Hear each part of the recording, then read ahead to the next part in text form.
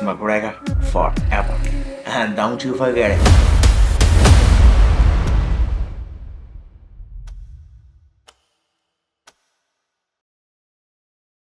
To say that Conor McGregor's reputation has taken a nosedive in recent times would be putting it lightly. The once revered two-weight world champion of the UFC is more likely to be seen in the news for petty disputes and disturbing allegations than he is for his fighting successes.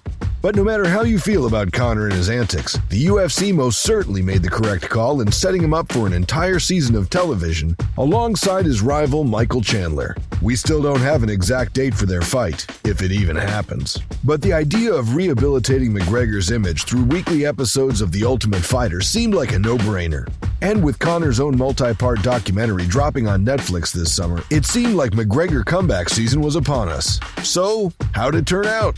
Well, not too great actually. Look, the idea of using TUF was a good one, but even though the Prospects vs. Veterans series idea definitely left us with an imbalance in quality between Team Chandler and Team McGregor, it's what we're seeing during the season's run that's really the issue. Not all fans are going to realize that Conor isn't at fault for his team losing 1-7 to Chandler's. Conor showing up at the weigh-ins or being a bit more involved in the few weeks of training they had together isn't going to make much of a difference to a bunch of professional athletes.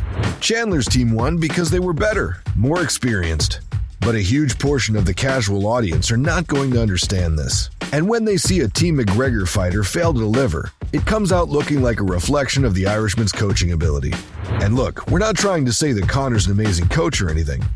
But based on the eye test, instead of seeing him triumph, celebrating with his team, and building up some positive momentum in front of the cameras, we've watched him frustrated, angry, shouting incoherent instructions mid-fight in a thick Dublin accent that no American is ever going to understand. And considering the last image we had of him inside the octagon was one of pure rage as he sat on the canvas with a broken leg, hurling insults at Dustin Poirier.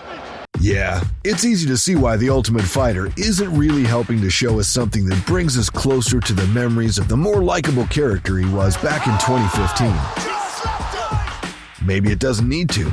But now, despite the show being at its halfway mark, it doesn't seem like people care too much. And despite his place on our TV screens every week, his controversies and less than ideal moments in the public eye are getting way more attention than anything else. Conor needs to fight, that much is clear. But even if he can get himself an exemption from the 6-month USADA window for retired athletes, a late 2023 headliner might still be a bit too much to ask.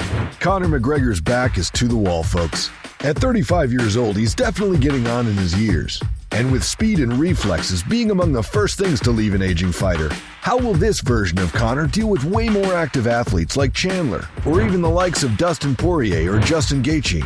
Conor has won only once in the last 7 years, and that was a 40-second destruction of an aging Donald Cerrone.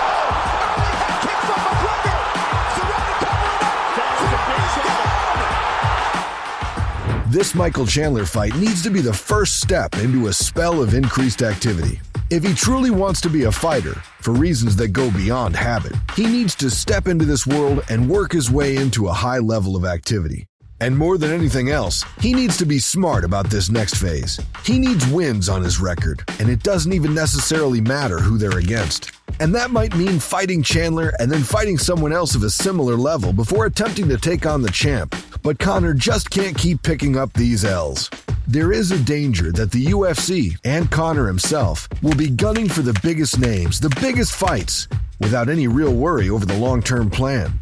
If Conor can actually beat Michael Chandler, expect the UFC to set him up for a fight with Islam Makhachev. Are you telling me that Dana wouldn't jump on that fight? Conor would certainly want his shot at Team Khabib. But anyways, that's what we could be looking at. And if it's Michael Chandler, which it should be, they could fit it in for the end of 2023. That would be perfect. At this stage of Conor McGregor's career, there's really a sense of it's now or never.